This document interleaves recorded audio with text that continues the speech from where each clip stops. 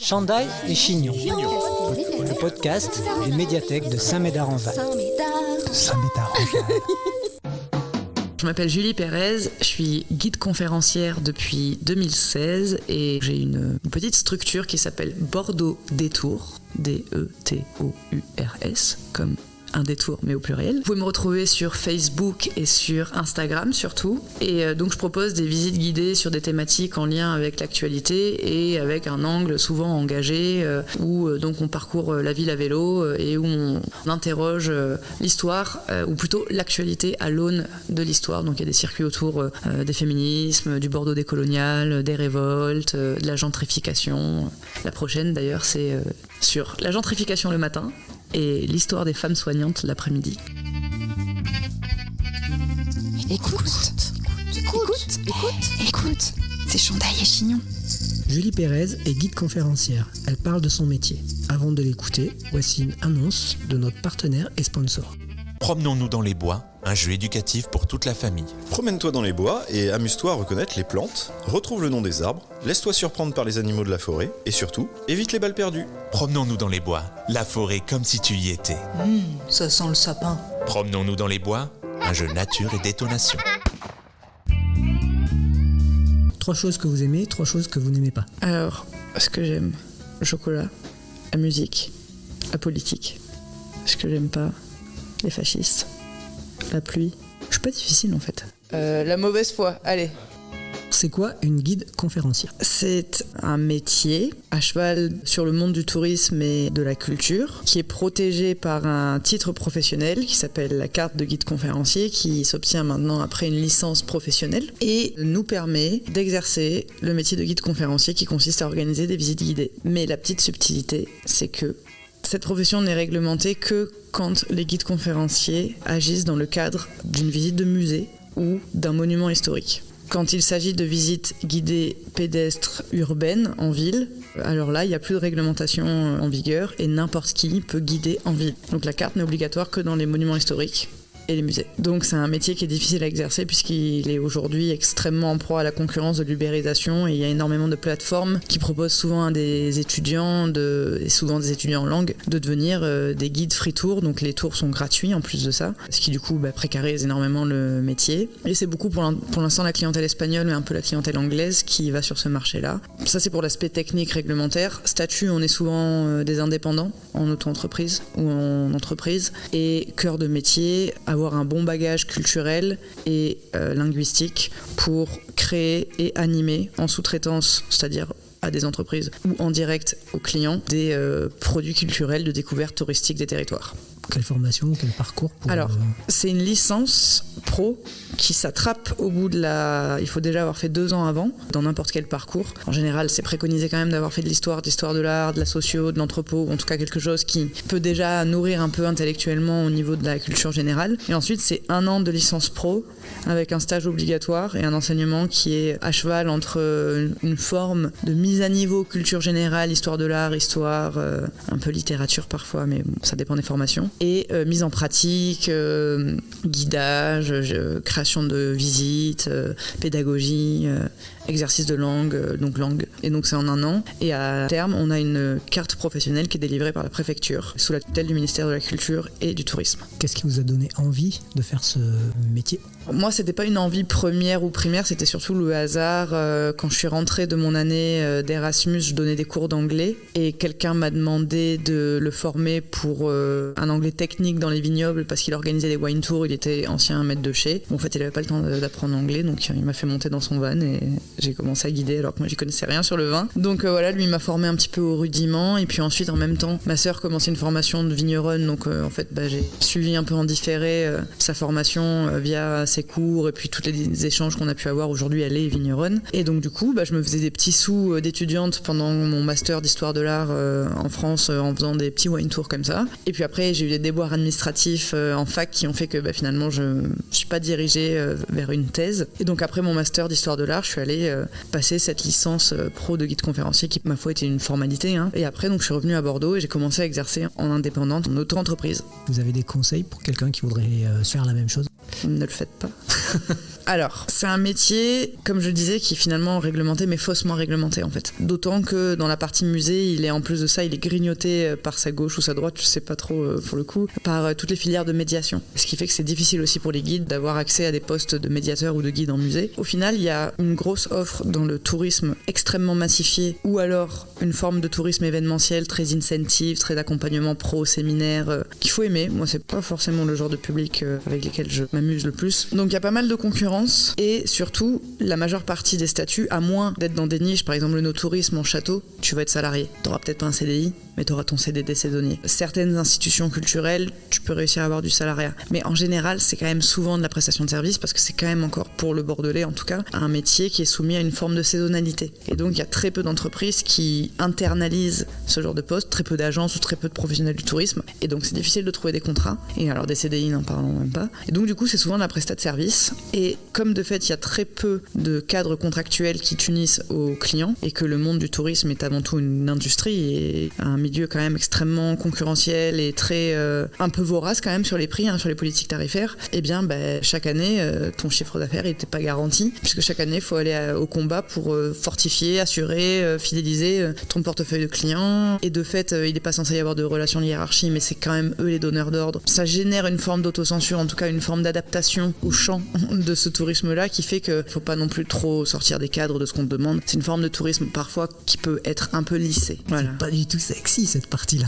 Non, mais ça c'est la partie réelle, mais c'est la partie aussi qui certes est contraignante, mais qui permet de ne pas avoir à gérer toute la partie je fais ma promotion, je fais mes propres visites dans mon coin, mais du coup comment je les fais connaître. Et donc eux, ils amènent les clients, et toi qui sois 2, 4, 6, 10, 20, 30, 40, t'es payé au forfait et t'as pas à gérer toute cette partie commercialisation. Donc c'est un mal pour un bien. Moi, sans tout cet aspect-là que j'appellerais une forme de sous-traitance, je paierais pas mes loyers avec les visites de cœur de Bordeaux-Détour, malheureusement. Est-ce qu'il y a une journée type ou une semaine type que tu arrives à identifier? Celle dans laquelle je suis là en ce moment, là, typiquement. Déjà, c'est un métier saisonnier, donc on peut dire qu'il y a une journée type saison morte, hiver et haute saison. Sachant que la saison démarre en mars, elle se termine en novembre, et que la vraiment très haute saison pour les guides, aussi étrange que ça puisse paraître, bon après ça peut encore varier selon les profils et les sites, mais en général c'est plutôt avril, mai, juin, et septembre-octobre. Parce que juillet-août, c'est plus souvent une clientèle individuelle ou familiale et on capte moins cette clientèle-là. Là où les agences et les groupes, eux, seront plus présents en arrière et en après-saison. Enfin, en avant-saison et en après-saison. Donc une journée type en saison. Une semaine type, là par exemple, c'est celle que j'ai. C'est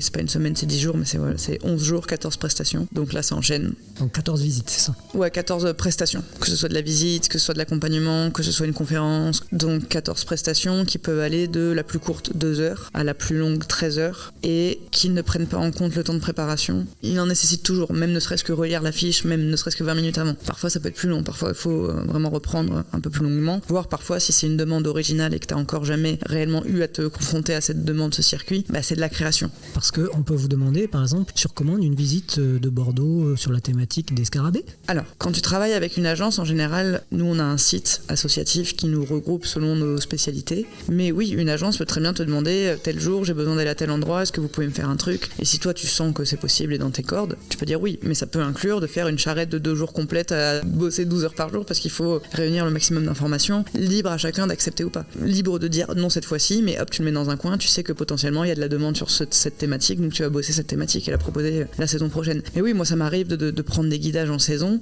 sur des thématiques qui sont un peu à côté ou sur des destinations un peu moins fréquentées ou que moi je fais moins et qui nécessitent que je prenne au moins 1 ou 2 jours avant pour remettre au niveau, si ce n'est aller faire un petit tour sur site pour vérifier quelques trucs, ça demande du repérage. Donc en général, 16 heures de travail, quand je dis une semaine, là, 11 jours, 14 prestats, ça ne prend pas en compte tout le travail de préparation et de mise au point des visites, ni tout le travail insupportable de secrétariat, communication, mail, réservation, on en est où, tel machin, ok, le resto, ok, d'accord, ah finalement ils sont 18, ah ok, ah, j'attends les programmes, merci. Et ensuite, il y a toute la partie d'après, donc toute la facturation. Donc on peut vous faire des commandes, mais vous créez vos propres tours, et comment vous inspirez pour créer une visite par exemple? Alors il y a plusieurs choses. Déjà, il y a en creux tout ce que je déteste, ou tout ce qui m'indispose, ou en tout cas qui me pose problème dans la manière standardisée que j'ai de travailler quand je suis pas aux commandes et que je fais de la sous-traitance. Et donc de ce creux viennent des idées de ce que je préférerais faire ou comment je préférerais le faire pour que ça ait plus de sens. Donc déjà, bizarrement, le fait que ce soit une expérience qui puisse être un peu frustrante ou décevante à des endroits, ça me permet de le transformer, de nourrir, de voir là où il y a des absences, comment moi je pourrais justement compenser pour limiter ces défauts-là. Donc ça passe par par le fait déjà de prendre plus de temps, puisque le problème en général du tourisme un peu massifié, c'est que les emplois du temps sont très corsetés, très pressurisés. Il faut faire rentrer beaucoup de choses dans peu de temps. Et donc du coup, tu te rends compte qu'avant d'être guide, t'es d'abord avant tout une forme de responsable de l'emploi du temps et du timing. Ça, c'est très pressurisant. Réduire la taille des groupes et jamais excéder une vingtaine de personnes, et voire même idéal, c'est 12-15. Parce que moins, il faut aussi qu'il y ait une dynamique de groupe. Et c'est vrai qu'à plus, il peut y avoir une dynamique de groupe. Après, c'est à l'intervenant de réussir à la maintenir. Mais moi, je suis plus à l'aise avec les petits groupes qu'avec un couple, Madame et Monsieur Smith, qui viennent. Il faut les divertir toute la journée. Ça, c'est ma hantise. Et ça, je le fais souvent pourtant. Mais ça, je suis cette espèce d'interpersonnel hyper proche, alors que t'es là, mais I don't know you, en fait. Donc, il y a quelque chose une forme même d'impudeur où je me suis retrouvée à boire des cafés comme ça avec un Américain en mode hey. Ça pouvait être mon arrière-grand-père. Enfin, voilà, c'était très rigolo. Et en même temps, il y a ce côté très... ils font, par exemple, ils descendent de leur paquebot et ils font un atelier où ils jouent à la pétanque avec un guide en mode authentique. Et moi, cette espèce de fausse authenticité, ça me débecte. Et du coup, dans mes visites aussi, ce que je tente de faire, c'est, comme j'ai eu souvent à me rendre compte que on dit souvent guider, c'est une forme de théâtralité, de mise en scène, de personnage, mais qui, à mon sens, devrait pouvoir se nourrir dans qui tu es vraiment et dans ta personnalité. Et moi, j'avais surtout l'impression là de devoir me masquer pour coller à quelque chose de très lisse, de très conforme, de très bourgeois bordelais au final, parce que c'est quand même un peu de ça dont il s'agit. Et du coup, je me sentais extrêmement muselée en fait. Et de fait, j'avais extrêmement de mal à considérer qu'en étant forcée d'avoir cette posture, je devais en plus leur vendre l'authenticité de la pétanque, quoi. Alors qu'en fait, mais non, pas du tout en fait. Vraiment pas du tout. Sauf que celle que moi je value, et qui est pas l'authenticité débile du folklore machin, mais qui est juste le fait de pouvoir être qui tu es et de parler en tant que jeune femme, en tant qu'habitante de Bordeaux, en tant que bordelaise, en tant que prise dans cette industrie que tu sais qu'elle est vraiment pas rose et qui peut clairement avoir des choses à critiquer de la ville et de reprendre du coup l'esprit critique associé au guidage et de ne pas juste devenir une forme d'impresario de la destination Bordeaux. Moi, dans mes visites, du coup, je censure pas la lecture politique que je peux faire de l'histoire, du patrimoine, du matrimoine, de l'aménagement de la ville, etc.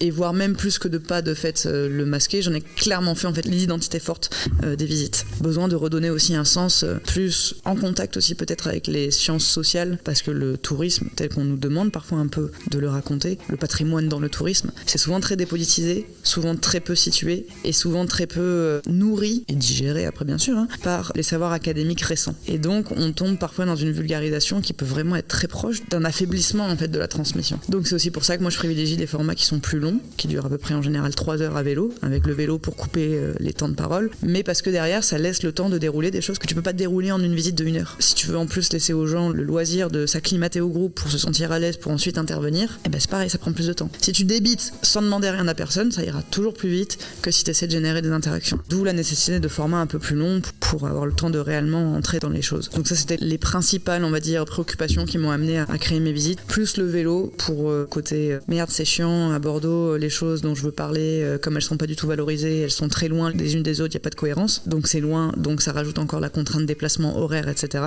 Le vélo c'est génial, ça va vite, et en plus de ça, on va pas se mentir, l'autre raison, c'est que clairement il y a un engouement pour le vélo, les circulations douces, les mobilités douces, et tous les éléments de langage qui sont associés à ça, et qui sont au final extrêmement valorisés par la nouvelle mairie écolo à Bordeaux, et qui m'ont permis aussi, dans cette espèce de vaste océan qui est le monde du guidage, d'avoir une spécialité et d'être un peu reconnue, identifiée comme Julie qui fait des visites à vélo. Et pourquoi Bordeaux ? Parce que je suis bordelaise, que je suis née là et que j'ai vécu toute ma vie ici surtout. Que vous connaissez bien Bordeaux et du coup, mais en fait c'est surtout que je me suis déjà posé la question de... En fait moi j'ai plein de collègues qui viennent pas de Bordeaux, qui se sont formés sur le territoire et qui sont des guides très compétentes, c'est vraiment pas du tout un souci. Et de fait je pense que je pourrais largement me reformer à une autre géographie, une autre histoire, un autre site, une autre ville, etc. Mais je perdrais, et pour le coup on retombe dans ce délire là lié tout à l'heure à l'authenticité, mais qui pour moi est plus une manière de donner du sens et de proposer une manière de lire le territoire et de l'entendre se dévoiler. Moi il y a des choses quand je guide, j'ai pas eu à les apprendre, je les ai pas apprises. Je les vis en fait.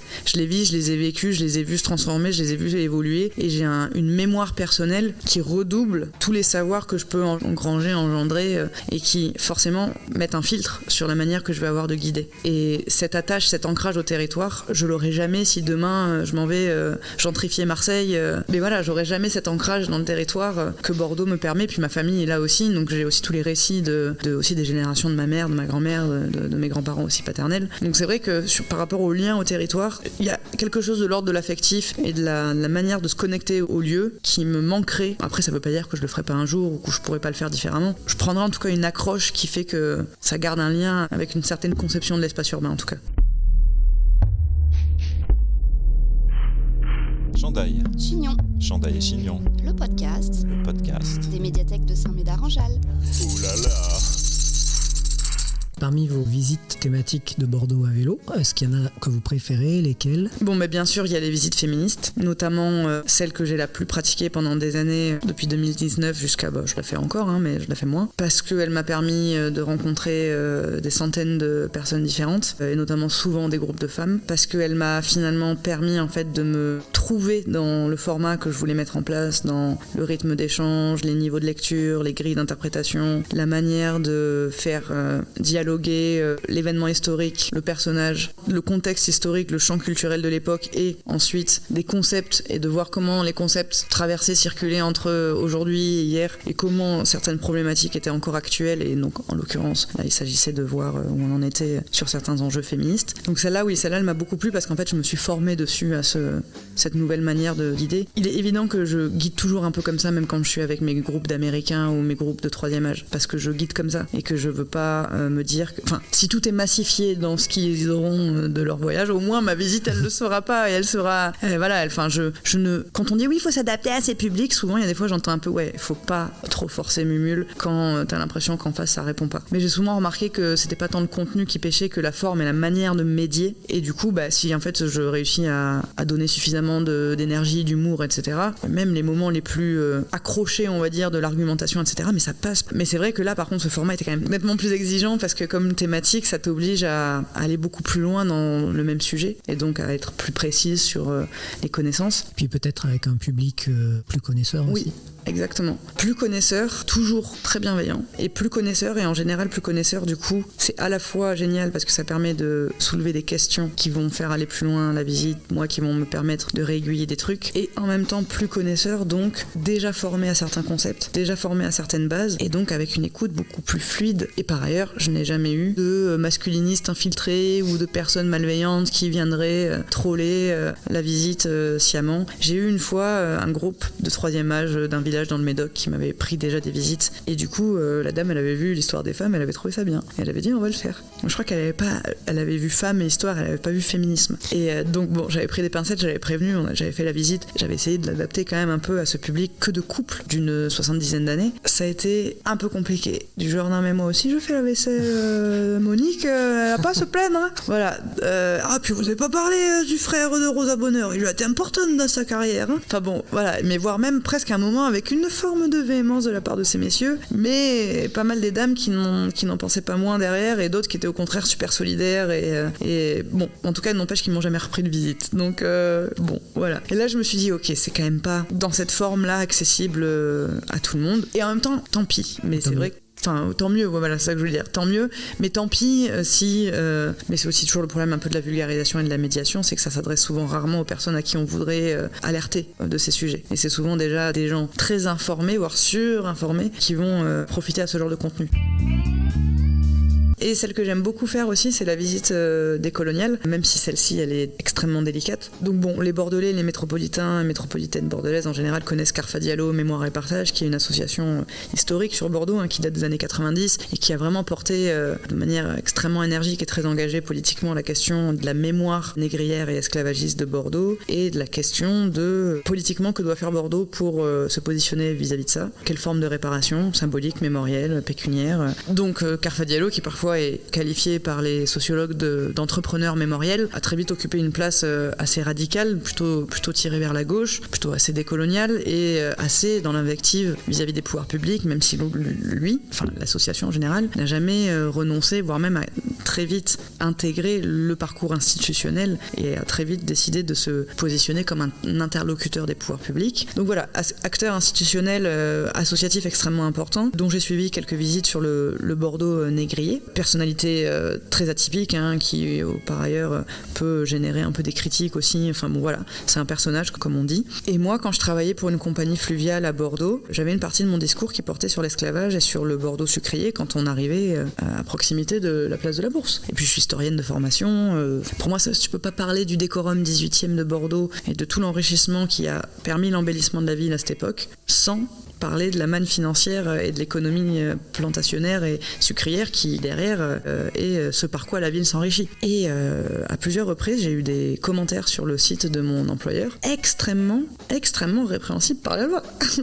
Extrêmement racistes, extrêmement négationnistes, voire révisionnistes, voire qu'est-ce que vous venez nous faire chier avec ces esclavages, nous on en a marre d'être culpabilisés pour notre blancheur, pour notre blanchité. En gros, c'est un peu ça l'idée. Une bonne grosse culpabilité blanche et des commentaires du genre la guide, elle réécrit l'histoire. C'est pas vrai qu'on a tué autant de noirs pour. Enfin bref, relativiser toujours avec du coup cette stratégie horrible.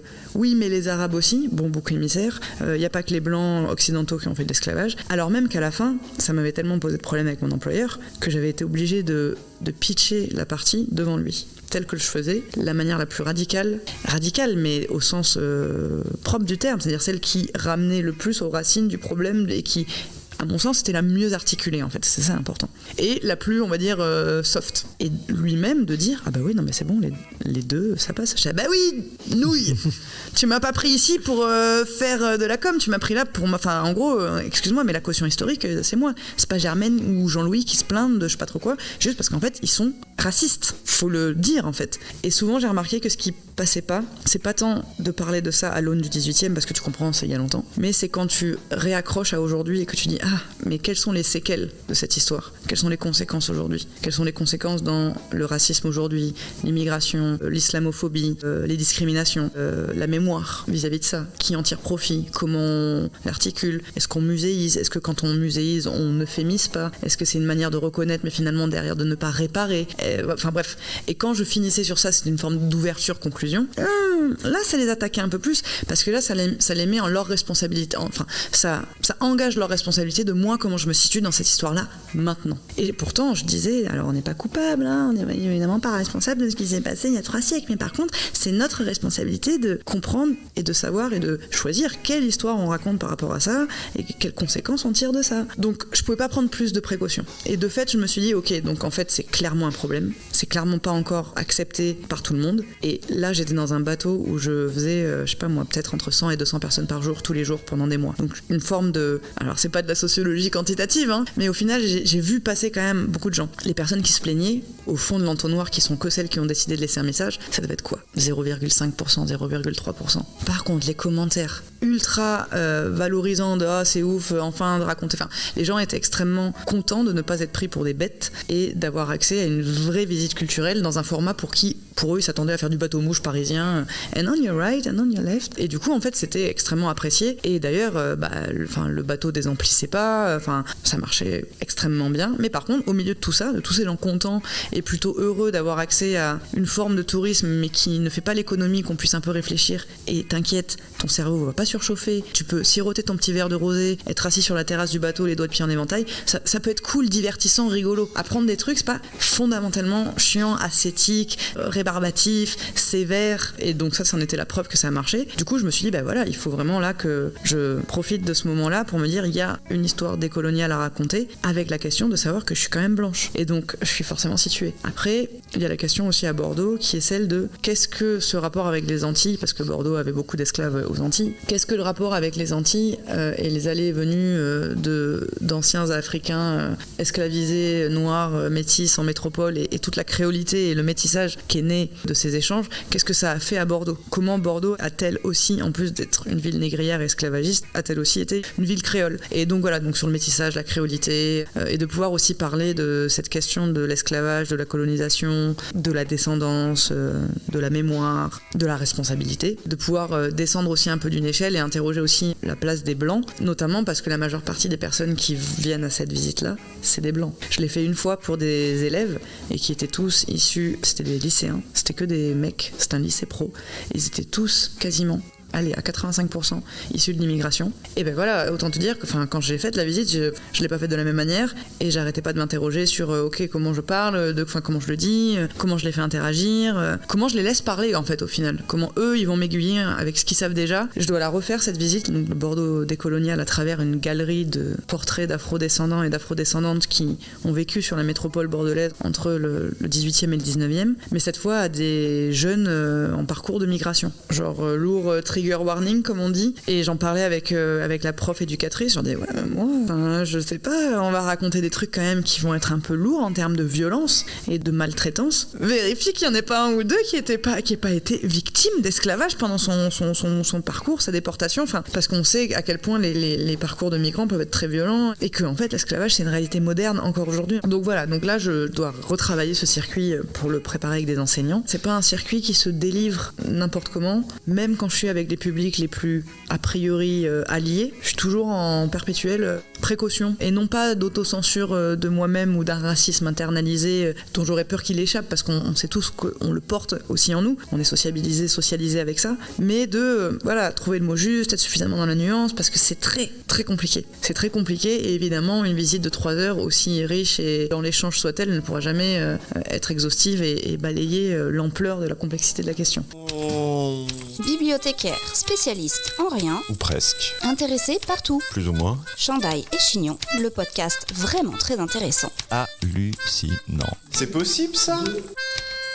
Je reviens sur le contrat, sur votre statut plutôt. Donc vous êtes indépendante, vous n'avez pas accès à l'intermittence, et Non. est-ce que vous avez d'autres activités ? Non, la stratégie la plus stable, et celle que j'avais pendant un temps, mais j'ai dû y mettre fin parce que éthiquement pour le coup ça ne marchait pas avec mes anciens employeurs, c'est de pouvoir combiner une forme de salariat dans un contrat à mi-temps, qui soit saisonnier ou lissé sur l'année, plus des prestations en prestat de service. Comme ça, pendant le creux de la saison, ça permet au chômage de prendre le relais, sachant que maintenant avec la nouvelle réforme, vu qu'il va falloir avoir 6 mois d'activité, ça va demander même de plus en plus de... ça va être un vrai contrat quoi. Sinon, ce n'est que de la prestation de service en libéral, donc pas de chômage, rien du tout, que ta propre capacité à mettre de côté. Vous travaillez avec des entreprises privées, et quels sont vos rapports avec la ville de Bordeaux et avec le monde associatif de Bordeaux ? Moi, je travaille d'un côté avec des agences, des boîtes donc privées. Ensuite, je travaille avec des EPIC, donc des offices de tourisme. Je travaille pour la métropole de Bordeaux, qui m'achète des visites, mais c'est de la prestation de service. Et je travaille de temps en temps avec les services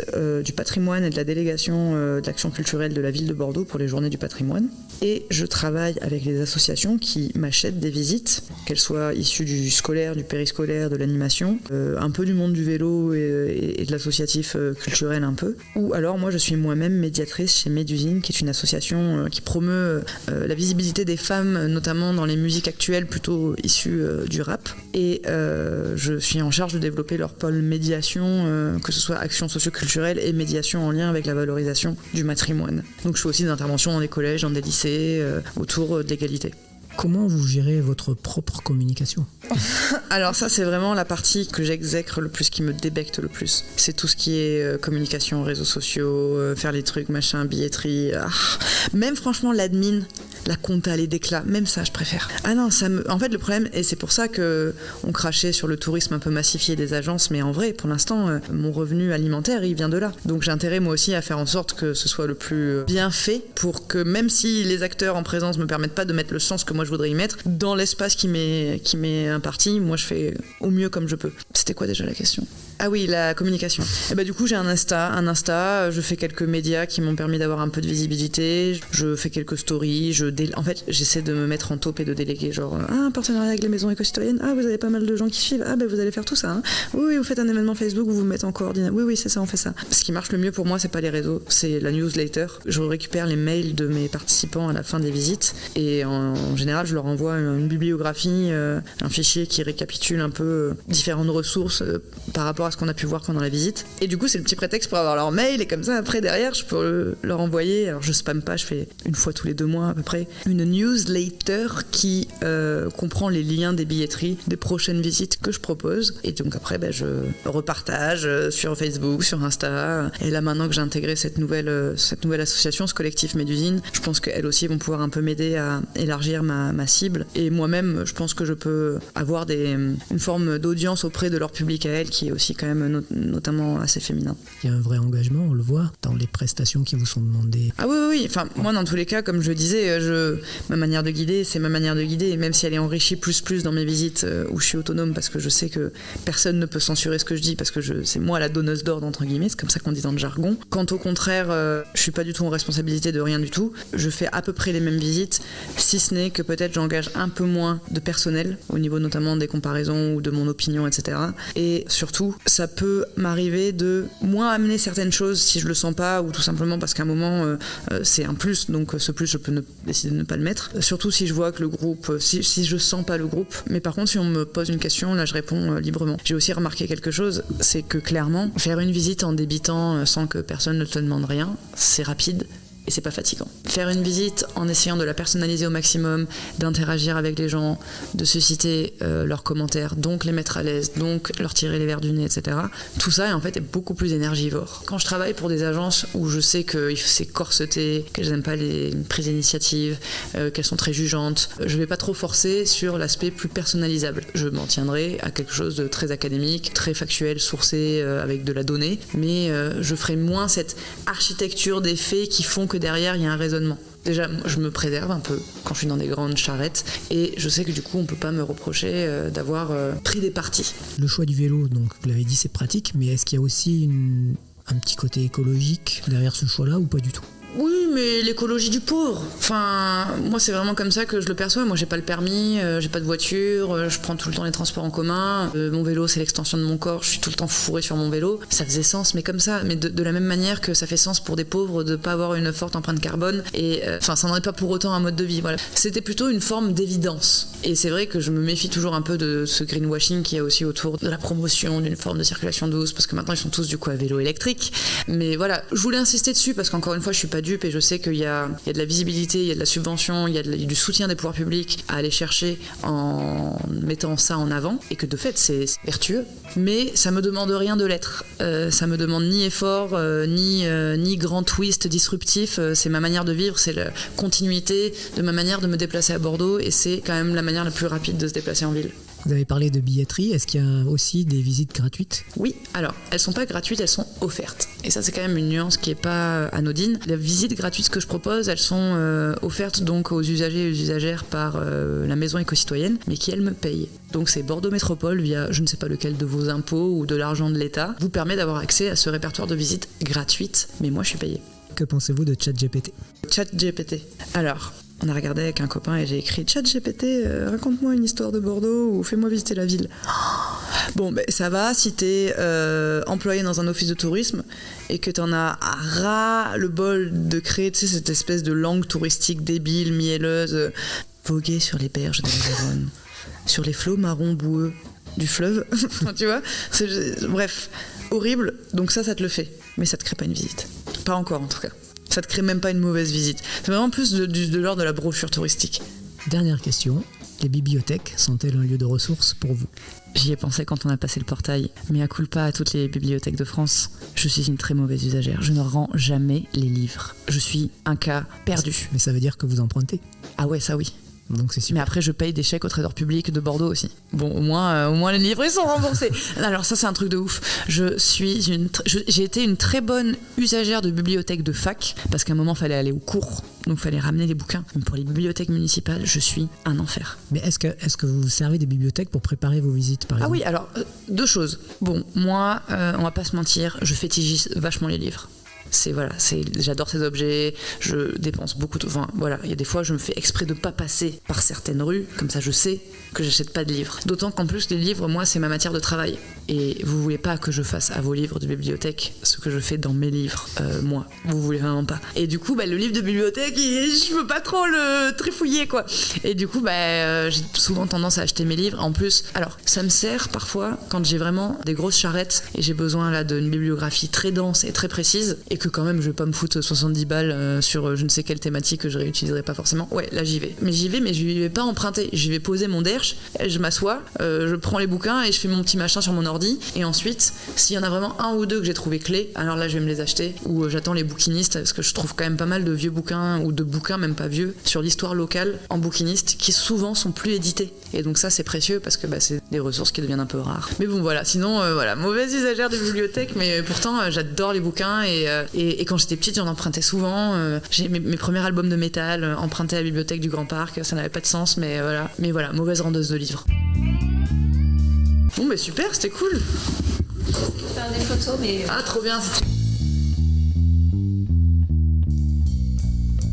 Semez vos envies et cultivez votre curiosité en attendant le prochain podcast des médiathèques de Saint-Médard-en-Jalles.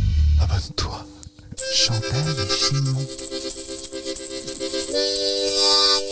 Chandail et Chignon. C'était pas très intéressant.